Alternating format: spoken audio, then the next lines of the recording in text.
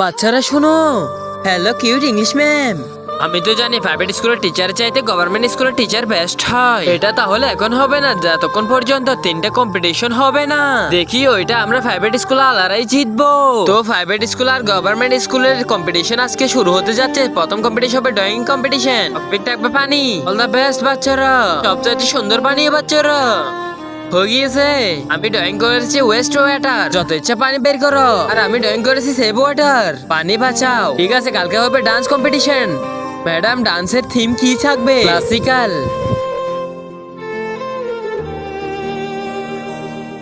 Ma'am, theme তো classical না। এই প্রাইভেট স্কুলের স্টুডেন্টরা ওয়েস্টার্ন ডান্স করবে নাকি? লাস্ট আর ফাইনাল কম্পিটিশন হবে সালাদ কম্পিটিশন। এই সালাদ গুলো মন দিয়ে ভালোভাবে চলবে। ওই স্কুল হবে বেস্ট স্কুল। তো দেখাও এখন সালাদ কে কিভাবে মন দিয়ে বানিয়েছো। আমরা বানিয়েছি ডলারের সালাদ, কারণ টাকায় সব।